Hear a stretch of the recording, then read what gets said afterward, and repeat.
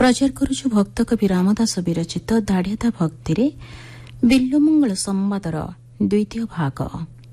Weather रूपांतर तीर्थानंद मिश्र, वर्णना झरणा दास, संगीत चौधरी भारती कृष्ण दास, प्रयोजना दीपक सामंतराय।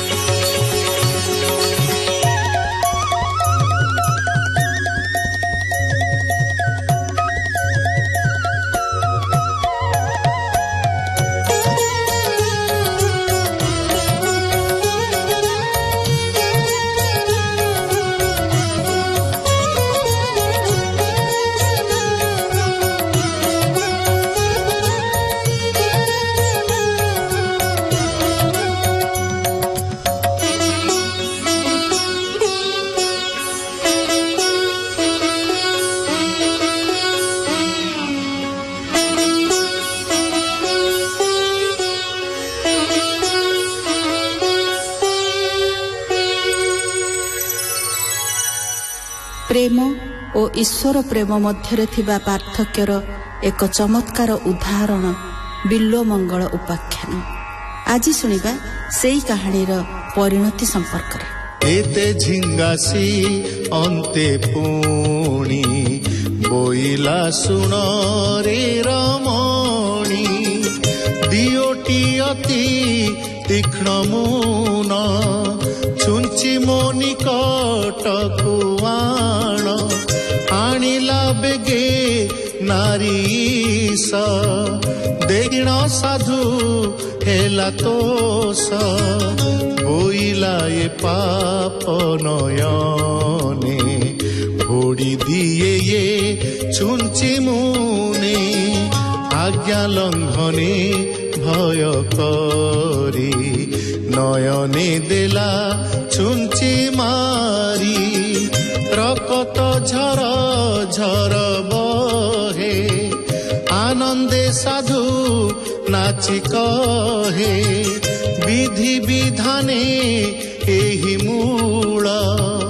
मिले करम मते फल,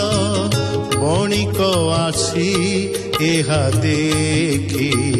होइला अतिशय दुखी,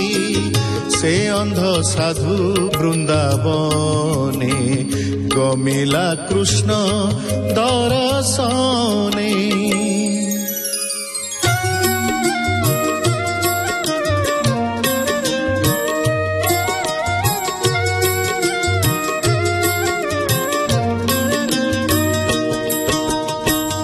जार प्रबल प्रेम दृष्टि, तार की चर्म चक्षु फूटी, श्री राधा कृष्ण लीला रूप चित्ते चिंतिन साधु भूप, क्षणे हसई क्षणे कांदे गाई नाचई नाना छंदे, क्षणे जे पुणी तले पड़े हाराधा कृष्ण बोली गड़े, सुनी से नामामृत गान उल्लसी उठाई भुवन, इमंती जाई वृंदावने ब्रह्मकुंडर सन्निधाने, बसी श्री कृष्ण प्राप्ति आसी अटल भक्ति विश्वासी, करई ध्यान संकीर्तन आगर विरहे रोदन, भक्त बछल भावग्राही भक्त आकुल न सही, सम्मुखी होई उपस्थित बोइले मधुरी एमंत, खरारे बसी काही पाई क्षुधारे विप्र हुआ दही, आशय छाई तले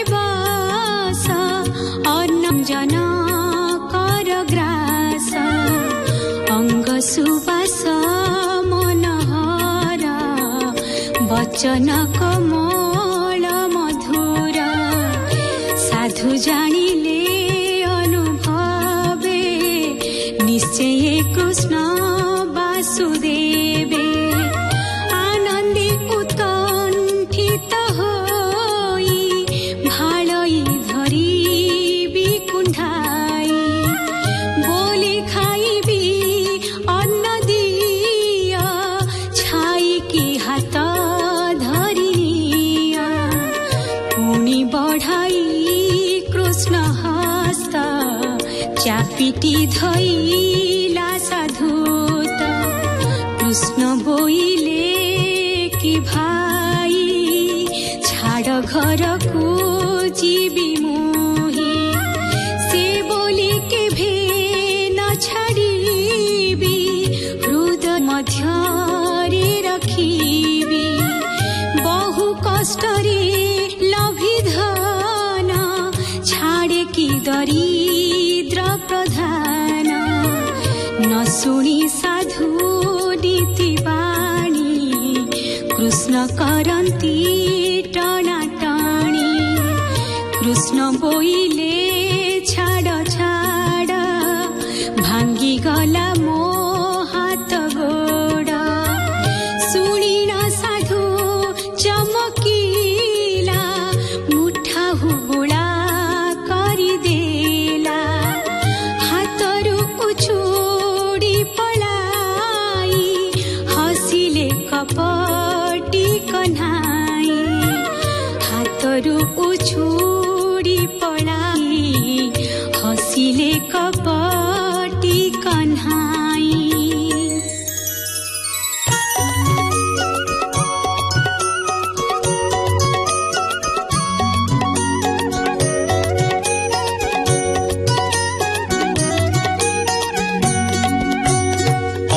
हृदय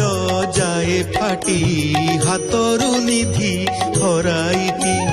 कहई कांद कांद होई दुष्ट निष्ठुर अटु तुही दर्शन देले कि बासरी जीवटी क्षति की तोहरी काहीकि मोते एते कष्ट देई करूछ छटपट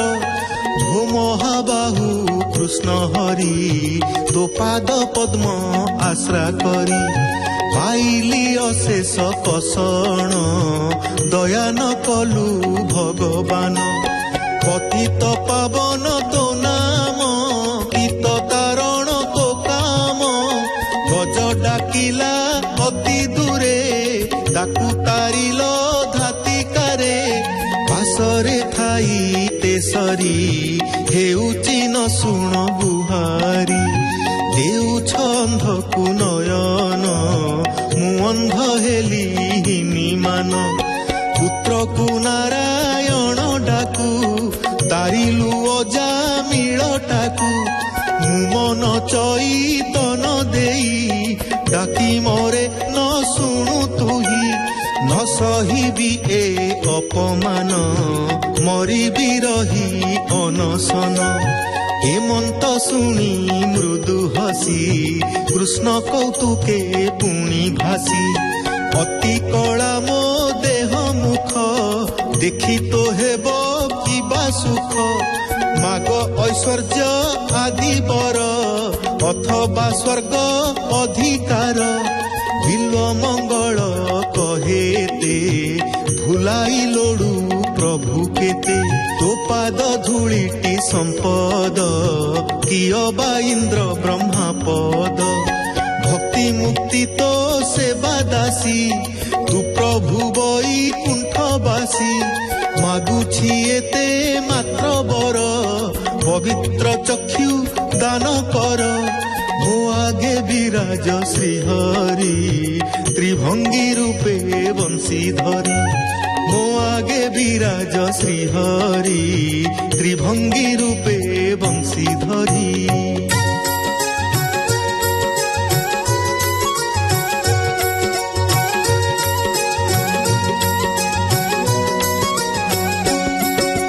हेमंत शुणी भावग्राही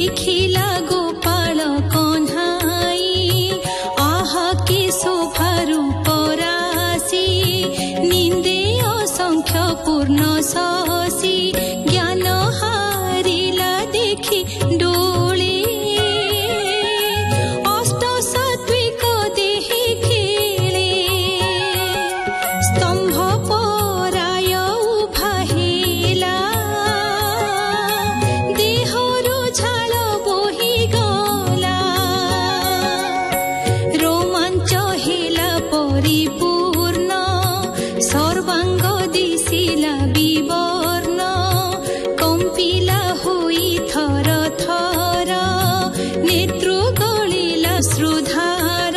स्तुति आरंभी रुद्ध गले मूर्छिते पड़ी गला तले देखी दशा भकतर साउटी धइले श्रीधर प्रभुंक अंग संग पाई चेतना लभि देला चाही कुंढाई धरी भक्ति भरे रोदन कला उच्च स्वरे सांत्वना करी श्रीकांत भुंजाई देले दूध भात भक्ति रे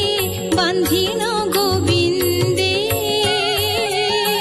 दिन बंचिला महानंदे।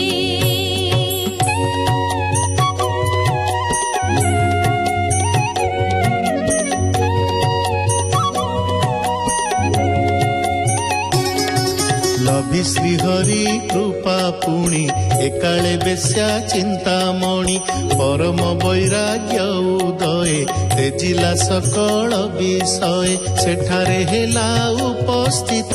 बिलो मंगल आचंबित पथदर्शी गुरुमणि प्रणाम कला जोड़ी पाणी श्रीहरि दत्त अन्नदाना मिष्टान्न पक्वान जे नाना बढ़ाई देला खाइबाकू चिंतामणि जे कहे ताकू भोजन अर्थे आसी नाही इयबा अछि धन पाई लभिण कृपा श्रीहरिर भव सागरु हेबी पार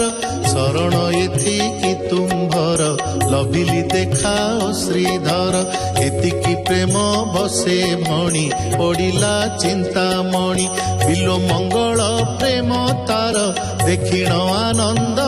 पार आश्वासिता को कहे बाणी दया करी चक्र पाणी एतेक कही हरि पासे तुरिते गला प्रेम बसे धरिण श्रीहरि चरण कटाळी कला निवेदन हसिण पुरुष उत्तम पूर्ण कले ता मनस्काम धन्य तुमर अनुराग धन्य निर्मल भक्ति जोग धन्य जगते दुई प्राणी बिलो मंगल चिंतामणि दुहे तो महापापी थिले दुहे ही महासाधु हेले जुगल पादे नमस्कार रामदास को कृपा कर। इति श्री दाढ़्यता भक्ति रसामृते मन चैतन्य संवादे बिल्लो मंगल चिंतामणि दाढ़्य भाव वर्णने नाम चतुपंचदध्यायः।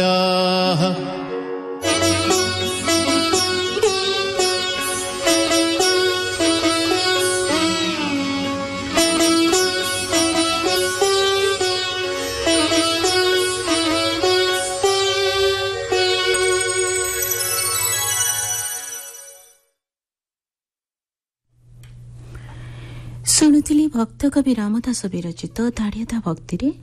ବିଲ୍ୱମଙ୍ଗଳ ସମ୍ବାଦର ଦ୍ୱିତୀୟ ଭାଗ। ଏହି ଭାଗରେ କଣ୍ଠଦାନ କରିଥିଲେ ସୁବାସ ଦାସ, ଗୀତା ଦାସ, ମନ୍ମଥ ମିଶ୍ର ଏବଂ ତୃପ୍ତି ଦାସ। ବେତାର ସମ୍ପାଦନା ତୀର୍ଥାନନ୍ଦ ମିଶ୍ର, ବର୍ଣ୍ଣନା ଝରଣା ଦାସ, ସଙ୍ଗୀତ ଚୌଧୁରୀ ଭାରତୀ କୃଷ୍ଣ ଦାସ, ପ୍ରଯୋଜନା ଦୀପକ ସାମନ୍ତରାୟ।